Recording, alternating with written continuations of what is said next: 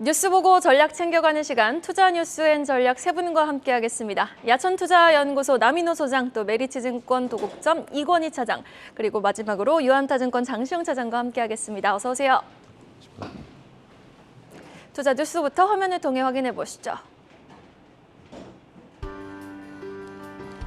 강원도가 레고랜드 부동산 프로젝트 파이낸싱 자산 유동화 기업어음 디폴트 사태 수습을 위해 종합적인 대책을 마련하는 과정에 있으며 상환과 관련해 확실히 결정된 사안은 없다는 입장을 밝혔습니다.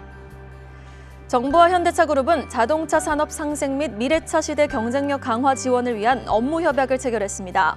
현대차그룹은 약 5조 2천억 원 규모 지원 방안을 마련했고 정부는 정책 지원에 나섭니다.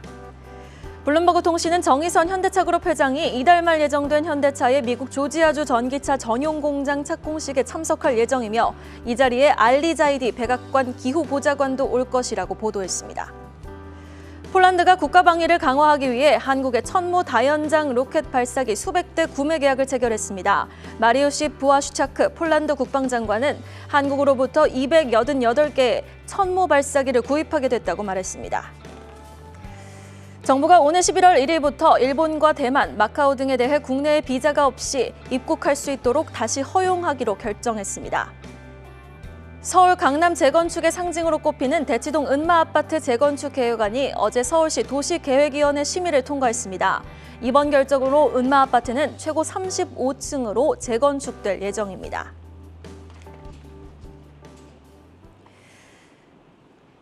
무주식이 상팔자다. 공격적인 금리 인상에 예탁금은 지금 올 초 대비 22조 원이나 급감을 합니다. 바로 첫 번째 기사 내용 확인해 보시죠. 시장이 조금 반등을 하니까 이제 투자자들은 이때다 싶어서 얼른 물려있던 주식을 팔고 고금리 은행 상품으로 갈아타고 있다라는 기사가 나왔는데요. 내년 상반기에는 예탁금이 더 좀 감소할 수 있다라는 전망까지 나오고 있다고요, 나 소장님. 예. 첫 꼭지가 좀 마음을 우울하게 만드는 그런 내용이 되겠습니다. 자, 저는 곰곰이 생각해 봤어요. 왜? 무엇 때문에 고객 예탁금이 70조 원에서 50조 원대로 자그마치 20조 원씩이나 빠져나갔을까? 금년도 이야기입니다. 자, 예탁금이 빠져나간 이유는 가장 큰 이유는 주식시장이 내려갔기 때문에, 즉 주식에 투자하신 분들이 손실을 봤기 때문에 가장 큽니다. 그러나 고객 예탁금의 특성을 잘 아시겠습니다만 후행지표입니다. 과거에도 주가가 올라갈 때는 고객 예탁금이 증가가 됐고요. 주식시장이 내려갈 때는 고객 예탁금이 유출이 됐습니다. 그렇기 때문에 돈은 수익을 따라 움직인다는 그 자본주의의 본질을 가장 직접적으로 나타내고 있습니다. 어떤 현명한 사람이 이런 얘기를 했죠. 주식시장이란 조급한 사람의 돈이, 성급한 사람의 돈이 여유 있게 기다릴 줄 아는 사람에게 가는 시장이다, 이런 말을 했는데요. 저는 여기서 맹목적으로 주식시장 내려갔으니까는 그냥 돈 빠져나간다 이렇게 말씀드리는 게 아닙니다. 정말 정부하고 기업은 다시 한번 신중하게 생각을 해야 됩니다. 정부한테 바라는 건 이겁니다. 아직도 불합리한 증권 제도, 가장 큰 것이 공매도가 되겠죠. 외국인들이 국내 개인 투자가들보다 훨씬 더 유리한 조건 아직도 가지고 있지 않습니까? 이런 잘못된 제도는 하루빨리 개선이 됐으면 좋겠고요. 다음은 기업들입니다. 만일 우리 대한민국의 기업들 요즘 많이 좋아지고 있습니다, 정말로. 하지만 아직까지도 미국이라든가 서구 유럽 같은 그런 고배당 정책, 그리고 주주 친화적 우선 정책을 조금만 더 강하게 핀다면 고객 예탁금의 감소는 매우 줄 수 있다고 봅니다. 마지막 결론입니다. 고객 예탁금이 내년 초에 빠질 것이다, 이 이야기를 다르게 말씀하신다면은 주가지수 더 내려갈 수 있다고 보거든요. 저는 절대로 고객 예탁금은 선행지표가 아니다. 오히려 우리 주가가 지난번 나왔던 2130포인트가 저점이라면 저는 고객 예탁금은 빠지는 게 아니고 2년 전같이 3,000에서 3,300 올라갈 때처럼 오히려 돈은 들어올 수 있다라는 말씀을 드리겠습니다. 네. 자, 이렇게 고금리에 지쳐서 50조 원을 밑돈 증시 예탁금, 이렇게 녹록지 않은 환경에서 우리 투자자분들은 어디에 좀 주안점을 두고 투자 전략을 정비해보는 게 좋을까요? 장시영 차장님. 일단은 이제 예탁금이 줄어든다라는 거는 주식시장의 유동성이 줄어들고 있다라는 좀 단초라고 볼 수가 있을 것 같습니다. 사실 이제 코로나 이후에 어떤 밀려드는 유동성에 따른 성장주들의 어떤 주가 퍼포먼스가 굉장히 좋았었습니다. 앞으로는 뭐 경기 침체라든지 증시가 가시밭길을 예고를 하고 있기 때문에 그런 가운데 이제 실적이 좀 튼튼하고 재무가 양호한 이런 종목들이 향후에 긴 추세적인 어떤 움직임을 가지고 올라갈 수 있는 시장이 될 것으로 좀 보여지고 있고요.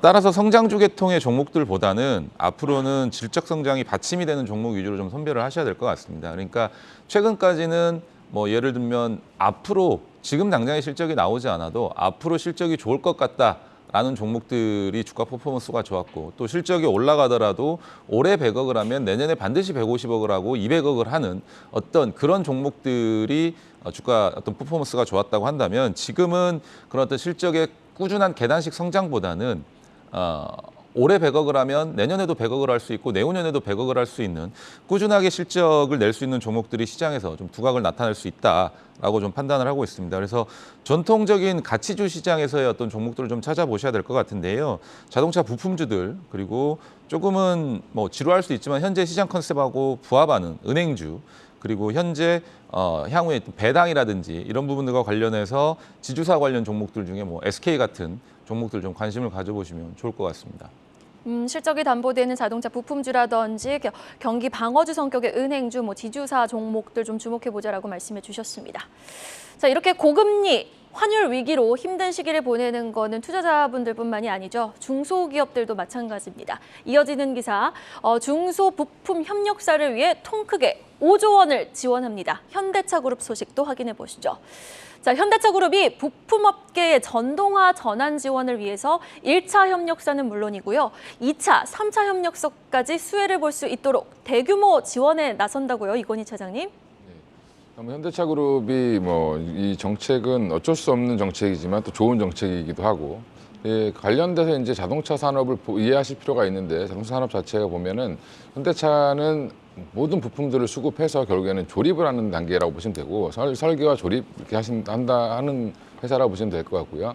그 밑에는 이제 1차 벤더, 2차 벤더, 3차 벤더까지 쭉 이어져 있는 이제 공급망들이 있는데, 일단 지금 자동차 하나를 만들기 위해서 들어가는 부품이 뭐 한 3만 개 이상이라고 알고 계실 텐데, 결국에는 이제 이것들을 만들어내는 하청업체들이 무너지거나 아니면 전동화되는 과정에서 부품 수가 이제 급격하게 줄어들죠. 한 3분의 1로 줄어드는데, 기존에 이제 내연기관에 쓰이던 부품이 안 쓰이고 또 이제 새로운 부품이 쓰이고, 그다음에 새로 들어오는 부품도 있고, 뭐 기존에 계속 만들어지는데 조금 강화되는 부품도 있을 텐데, 결국엔 전기차 산업을 육성시키기 위해서 또 가장 또 중요한 거는 정부 차원에서는 또 인력이 또 사실은 실업이 생기면 안 되는 상황이 생길 수 있습니다. 실업 문제가 생길 수 있기 때문에 이런 인력 배분 문제 이런 부분들도 감안해서 결국에는 1, 2, 3차 벤더들을 잘 지원해서 전동화 과정에 전기차 시장에 참여할 수 있는 그런 기술 R&D라든지 이런 것들을 지원해주면서 결국에는 같이 끌고 가야지 그 고용 시장을 유지할 수 있다는 부분에서는 뭐 정부나 지금 현대차그룹이나 같이 이쪽 부분에서 같이 드라이브를 걸 수밖에 없는 상황이고,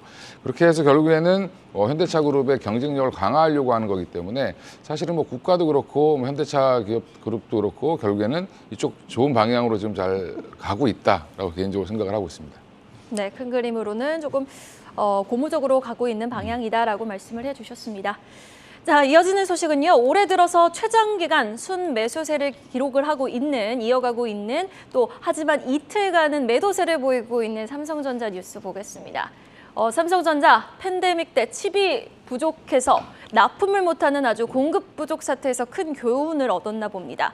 파운드리 업체를 늘리기로 결정을 했어요. 남인호 소장님. 예, 그렇습니다. 방금 예선교께서 말씀하신 대로 지난번에 그 코로나 사태로 인해서 자동차 칩의 부족으로 인한 얼마나 큰 그런 피해를 입었습니까? 그만큼 또 삼성전자 입장에서는 매출이 줄어들었다는 그런 약점도 있겠죠. 그래서 지금 삼성전자는 이런 결단 내린 것 같습니다. 우리가 메모리 분야 세계 1위만 유지해서는 세계 제1의 반도체 회사가 될 수 없다. 메모리를 제외하고도 파운드리 부분, 또 팹리스, 즉 반도체 설계 부분, 그리고 궁극적으로는 M&A까지 추진해서 말 그대로 명실공히 세계 제1위의 반도체 회사가 되겠다. 그런 포부를 밝혔습니다. 그동안에 삼성전자가 주로 외형 성장에 포커스를 맞췄다면 이번 발표로 인해서 외형도 중요하지만 내실을 기하겠다. 명실공히 제1의 반도체 회사가 되겠다는 그런 포부입니다. 자, 가장 먼저 메모리 분야 볼까요?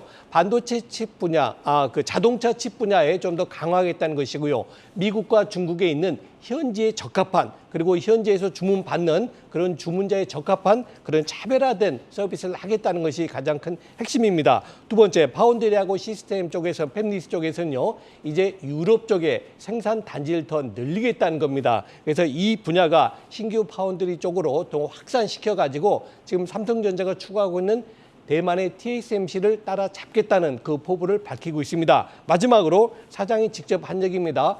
가장 신속한 사업 확장은 바로 M&A다. 지난번에 ARM에 대한 인수가 일단은 연기가 됐다고 봐야죠. 무산이라는 표현보다는 그것은 성사되지 않았습니다만 ARM이 아닌 또 다른 M&A가 이제 삼성전자를 기다리고 있다라고 말씀을 드리겠습니다.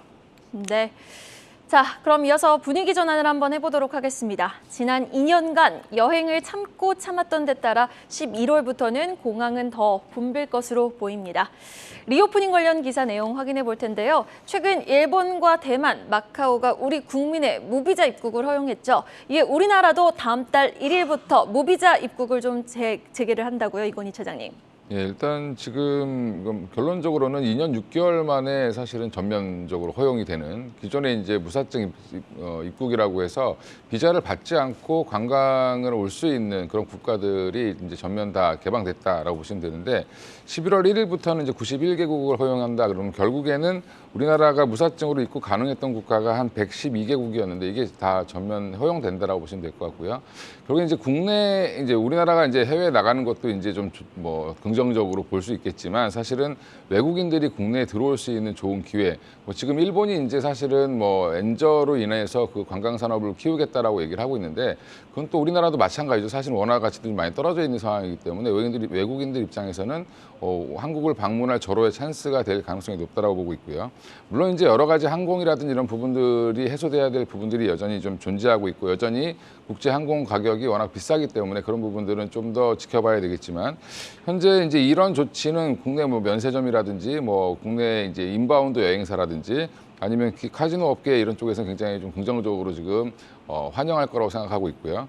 결국에 이제 문제는 가장 큰 옆에 이웃 국가인 중국이 위드 코로나 정책을 또 언제 실시할 수 있느냐 그리고 그래서 중국인들이 우리나라에 들어올 때가 얼마나 언제가 될 거냐가 저는 상당히 중요할 거로 보는데 제가 가끔 이제 요즘에 명동 근처를 좀 가보면 이제 중국인들을 제외하고도 외국인들이 굉장히 많이 들어와 있다는 걸 느끼거든요. 네, 맞아요. 예, 그러면 이게 조금씩 입국자들이 많아지고 있는 게 아닌가 이런 그러니까 실감을 하고 있고 명동이나 남대문 일대 이렇게 한번 쓱 보면 분위기가 사뭇 많이 달라졌다.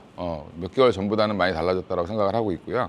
그런 부분에서는 지금 우리나라 관광업계라든지 기존에 이제 외국인 상대로 했던 자영업자분들이라든지 이런 부분들한테는 이 조치가 굉장히 좋은 호재로 작용할 수 있을 거라고 생각하고 있고요.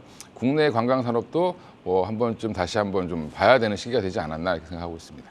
네, 지금 체감적으로 입국자들이 해외 여행을 우리나라로 여행을 온 입국자들이 늘어남을 느끼고 있다. 좀 다시 한번 리오프닝 관련 종목을 볼 때다라고 말씀을 해주셨는데 사실 일상은 이렇게 정상으로 돌아가고 있는 것 같지만 리오프닝 관련주를 보면은 9월 이후 긴 기간 조정을 받고 있거든요. 그나마 좀 대한항공이 최근 실적 발표를 앞두고 바닥을 다지고 올라오는 모습인데 리오프닝 관련 종목 전략 좀 제시해 주시죠, 장시영 차장님. 코로나 관련해서 이제 여행 관련 제재라든지 이런 부분들은 다 해제가 되고 마무리가 돼가고 있는 것 같습니다.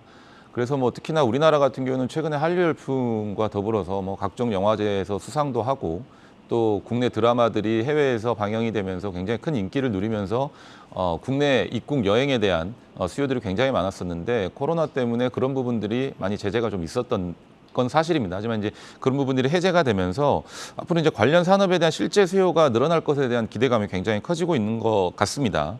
근데 만약에 이제 내년이라든지 이런 때부터 실제로 경기 침체로 인해서 수요가 우리가 생각하는 것보다는 적을 수도 있습니다만 여행이라든지 관광 산업의 경우에는 최근에 기저가 앞서 이제 앵커님이 말씀해 주신 대로 주가도 매우 낮아 있는 상태고 실적에 대한 기저 상태도 매우 낮아져 있기 때문에 조금만 이런 부분들이 긍정적으로 작용을 해서 실적이 변동될 경우에 주가 상승 탄력은 우리가 생각하는 것보다 클 수가 있다. 이렇게 좀 생각을 하고 있습니다. 그래서 최우선적으로 보셔야 될 종목들은 카지노 관련 종목들, 뭐 GKR이라든지 파라다이스 그리고 롯데 관광개발 요 세 종목을 최선호주로 좀 생각을 하고 있고요. 화장품 관련해서 아모레퍼시픽, LG생활건강 등도 굉장히 조금 주가가 좀 바닥에 있는 상황입니다. 그래서 중단기적으로는 긍정적으로 좀 보셔도 될 것 같습니다. 그리고 항공주 역시도 선별적으로 접근이 필요한 시점이 아닌가 이렇게 좀 생각을 하고 있습니다. 네. 자, 이렇게 리오프닝 관련 종목까지 체크해봤고요. 우리 시장 이제 여전히 악재는 잔존해 있지만 외국인의 지속적인 수급이 거래소에서 유입되고 있다는 건 고무적이죠. 이어지는 기사는요, 수급 내용입니다. 다음 달 코스피 200과 MSCI 지수 리밸런싱이 예정되어 있는 가운데 지금 어떤 종목이 편입되고 어떤 종목이 편출되는지 한번 짚어볼까요, 남인호 소장님? 예, 시청자 여러분들은 지금 포트폴리오를 어떻게 가지고 계십니까? 우리 개인 투자가 분들은 내 돈이기 때문에 내가 거래소하고 코스닥 시장에 있는 2,400여 개의 종목 중에서 아무거나 선택하셔도 됩니다. 뭐 시가총액이 큰 것만 할 필요도 없고 시총이 적고 뭐 지난주에 그 새로 상장된 종목 하셔도 됩니다. 그러나 기관 투자가들과 외국인 투자가들은 그렇게 하질 못합니다. 기관 투자가들과 외국인 투자가들은 완전히 통제된 종목 안에서만 매매를 하는 것이 원칙입니다. 자, 이게 무슨 얘기냐? 기관 투자가와 외국인 투자가들은요, 펀드 매니저가 나 이 종목 좋아, 나 이거 살래, 큰일 납니다. 그래서 어떤 종목이 어떤 이제 롤 모델이 있느냐면요, 해외 쪽에서는 MSCI, 모건 스탠리 인터내셔널 캐피탈이 가장 큰 그런 지표가 되어 있고요. 국내에서는 코스피 200 그리고 코스닥 150이라는 이런 확정된 종목군에서 주로 편입을 합니다. 그런데 그럼 당연지사 그쪽에 들어가 있는 종목군들은 매우 효과를 크게 보겠죠. 그래서 이번에 MSCI 한국 지수에 편입된 종목으로 현대 미포조선이 강력하게 거론이 되고 있고요. 그 날짜 결정 날짜는 11월 10일입니다. 약 보름 정도 지나면 이제 현대 미포가 MSCI 한국 지수 종목에 들어가는 거 안 들어가는 결정이 되고요. 또 한 가지 코스피 200에는 롯데제과가 이번에 들어갈 확률이 굉장히 높습니다. 왜 그러냐면 MSCI나 코스피 200이나 전부 다 편입 기준이 가장 중요한 게 시가총액이거든요. 현대미파하고 롯데제과로 봐서는 확실히 되고 있다. 야, 그러면 다음 달 11일 초에 말하지 왜 지금 미리 말하느냐? 중요한 건 요겁니다. 거기에 편입돼버리지 않습니까? 편입돼버리면은 패시브 펀드는 그날 들어가지만 그 이전에 주가가 올랐기 때문에 우리 시청자분들은 미리 편입되기 한 달 전 정도의 주가를 저가에 잘 매수하시면 좋은 수익을 보실 수 있다, 이 말씀을 드리겠습니다. 네. 자, 그럼 패시브 펀드 자금 유입 기대감이 있는 두 종목, 롯데제과와 현대미포조선 각각 전략을 어떻게 챙겨가는 게 좋을까요, 장시영 차장님? 롯데제과 같은 경우는 만약에 시장 경제가 경기 침체 국면으로 뭐 내년부터 사실 경기 침체 국면으로 들어갈 것이 좀 기정사실화되고 있는데 그렇게 침체 국면으로 진입할 경우에 앞서 말씀드린 대로 가치주에 대한 관심이 굉장히 커질 수가 있습니다. 롯데제과 같은 경우는 꾸준한 실적 그리고 현재 다량의 현금 유보금이 좀 있는데 이렇게 되면은 앞으로 이제 주주 친화 정책에 대한 시장 분위기가 더 크게 조성될 경우 배당에 대한 기대감도 커질 수가 있기 때문에 뭐 현재 시점에서는 장기 투자 관점으로 굉장히 좀 좋은 종목이다라고 말씀드릴 수가 있겠고요. 다만 미포조선 같은 경우에는 시크리컬 대표 업종 내 종목이지 않습니까? 조선주 중에 하나이기 때문에 최근에 뭐 주가가 굉장히 좋았습니다. 턴어라운드 기대감이 살아있기 때문에 본격적으로 좀 추세를 가지고 좀 오르려고 하는 상황이었는데 만약 내년부터 이제 침체 국면으로 가게 된다고 한다면 사실 매수보다는 주가가 좀 올랐을 때는 매도 관점으로 접근하신 것이 낫지 않나 이렇게 좀 보고 있습니다. 그래서 만약 이번 지수 편입과 관련돼서 상승할 경우에 보유하신 분들은 매도 타이밍으로 좀 보시고 접근을 하시는 게 어떨까 이렇게 좀 말씀드리고 싶습니다. 네, 또 현대미포조선에 대해서는 매도 전략을 제시를 해주셨습니다. 자, 마지막으로 실적 이야기로 한번 우리 마무리 지어볼까요? 어제 뉴욕 증시는 넷플릭스 실적에 환호를 했다면 밤사이 뉴욕 증시 마감 후에 테슬라가 또 실적을 발표했습니다. 시간 외에서 주가는 하락하는 모습이었는데 이에 따른 국내 관련주들의 영향 한번 짚어보겠습니다. 일단 매출은 기대치에 못 미쳤지만은 순이익은 전년 동기 대비 2배나 늘었어요. 어떻게 좀 해석을 해야 되는 건지 이건희 차장님 좀 짚어주시죠. 뭐 이제 여러 영향이 이제 분석하시는 분들이 이제 뭐 킹 달러 때문에 그렇다, 아니면 중국이 봉쇄돼서 그렇다, 뭐 여러 분들이 있는데 사실은 또 그 안에 보면 내부적으로 배터리의 수급 문제 이런 부분들도 굉장히 컸다라고 얘기를 하고 있습니다. 결국에 이제 중국에서 이제 중국 봉쇄 때문에 공장의 가동이 좀 덜 되고 판매가 좀 덜 되는 그런 부분들도 여전히 있었을 거라고 보시면 될 것 같은데 뭐 매출이나 영업이익은 그 뭐 기대치에 조금 상회하고 하회하고 하는 정도이기 때문에 제가 볼 때는 그닥 그렇게 주가에 영향을 미쳤다고 생각하지는 않고 있고요. 네. 중장기적으로 이제 테슬라가 이게 지속적으로 성장할 수 있느냐 없느냐가 더 중요하다라고 보시면 될 것 같고 지금 달러가 강한 상황에서 테슬라가 경쟁력을 가질 수 있느냐 이제 경쟁 업체들은 계속 치고 올라오고 있는 상황인데 이런 부분들을 여전히 시장에서는 좀 뭐 중요시 여기고 있는 그러니까 의문을 갖고 있는 상황이고 결국 테슬라 주가가 지금 고점 대비 거의 한 절반 가까이 내려와 있는 상황인데 이 상황에서 새로운 모멘텀을 만들 수 있느냐 여러 이제 뭐 로봇 얘기도 있고 뭐 여러 얘기가 있긴 하지만 좀 더 지켜봐야 될 상황일 것 같고요.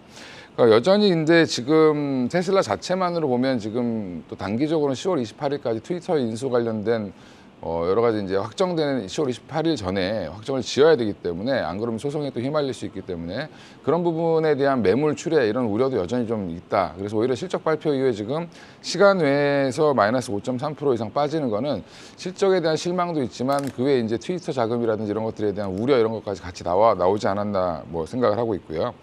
이래 이제 결국엔 우리 전기차 시장에 어떻게 이제 반영을 시킬 거냐라는 부분이 가장 중요할 텐데 결국엔 테슬라가 뭐 좋아지건 안 좋아지건 정체를 보이건 간에 성장은 어느 정도 이제 기대치보다 못 미쳐도 성장을 계속 이어갈 거로 예상을 하고 있습니다. 그럼 이제 전기차 시장 자체가 지금 굉장히 커지고 있고 드라이브가 많이 걸려 있는 상황이고 전 세계 메이커들, 글로벌 메이커들이 지금 전기차를 더 앞다퉈서 이제 내놓으려고 지금 노력을 하고 있기 때문에 결국에는 그 안에 들어가는 소재라든지 부품이라든지 이런 것들에 대한 관심은 더 커질 수밖에 없고 지금 여전히 어제 시장도 그랬지만 사실은 2차 전지 소재가 다시 돌아왔죠. 결국에는 시장에서 주도주 역할을 또 다시 하고 있는데 그쪽으로의 쏠림은 당분간 이어질 수밖에 없지 않냐. 눈에 보이는 성장이 딱 나올 수 있는 그런 섹터에 대한 관심이 좀 약간 집중될 수 있다고 생각하고 있습니다. 그래서 저는 테슬라 관련주, 우리나라 국내에 보면 테슬라 관련주로 엮여 있는 종목들이 있는데 그런 종목들보다는 사실은 3분기 실적 호조가 예상되는 2차 전지 소재 섹터를 보시는 게 더 좋지 않겠나 개인적으로 생각하고 있습니다. 네, 그래도 좀 긍정적인 관점 계속해서 유지할 필요가 있다라고 정리를 해주셨고 사실 진짜 최근 국내 증시도 2차 전지 소재주 포트에 없으면 정말 수익률 보기가 너무 잔인한 시장이잖아요. 실적에 지금 굉장히 촉각을 세우면서 사실 테슬라 관련해가지고 지켜보신 분들 굉장히 많으셨을 텐데 장시영 차장님 전략 어떻게 좀 국내 관련 종목들 어떻게 전략 다시 정비해 보면 좋을까요? 뭐 테슬라의 그 3분기 실적이 전기차에 대한 어떤 소비자의 수요 감소가 아니라면, 그러니까 실제 구매 욕구가 전기차에 대한 구매 욕구가 굉장히 많이 줄어들어서 수요가 완전하게 좀 줄어들어가지고 전기차 시장에 대한 어떤 불안감이라든지 이런 부분들을 조성을 했다면 뭐 전기차 시장을 이미 지금 떠나야 된다라고 좀 말씀을 드리겠지만 사실 뭐 앞서 이제 우리 차장님께서 말씀해 주셨다시피 물류라든지 뭐 중국의 문제라든지 다른 어떤 뭐 배터리 수급의 문제라든지 이런 부분들이라고 한다면 전기차에 대한 어떤 시장의 불안감들은 뭐 굉장히 좀 앞으로도 없을 것이고 더 오히려 기대감이 더 커질 수 있는 그런 상황이 될 것이라고 좀 말씀드리고 싶고요. 실제 전기차의 경우에는 러프하게 말씀드리면 월간 전체 자동차 판매량의 30%에서 많게는 40%까지 좀 팔리고 있는 수준입니다. 만약 전기차가 전체 자동차 시장에서 오히려 절반 이상 판매된다고 한다면 그때가 고점일 가능성이 높습니다. 그러니까 뭐 전체 자동차가 1000대가 팔린다고 하면 500대 이상이 전기차가 팔린다라고 하면 전기차 시장은 성장기를 지나서 성숙기로 접어들면서 오히려 주가에 대한 어떤 이 고점을 생각해 보셔야 되는 시기가 될 것 같고요. 따라서 판매 증가율은 점진적으로 만약에 고점을 찍게 된다고 한다면 점진적으로 떨어질 것이고 주가 상승 속도는 그때가 돼서야 조금 더뎌질 것으로 생각이 되고 있습니다. 테슬라 실적과는 좀 별개로 국내 소재 업체들 같은 경우에는 여전히 실적이 우상향 중이고요. 추가로 대규모 수주까지 이어지고 있는 상황에서 시장에서 어제도 역시 강세를 좀 나타내고 있는 상황입니다. 그래서 뭐 저도 역시 소재 업종에 대해서 굉장히 좀 좋게 보고 있는 상황이고요. 소재 업종 내 최선호주로는 IRA 관련 대응까지 완벽하게 할 수 있는 국내 유일 업체가 포스코 케미칼이라고 좀 생각을 하고 있고요. 이 종목은 뭐 최선호주로 말씀드리고 싶습니다. 그럼 계속해서 뭐 조정 시 매수 관점 여전히 유효하다라고 보시는 거죠? 예. 네, 알겠습니다.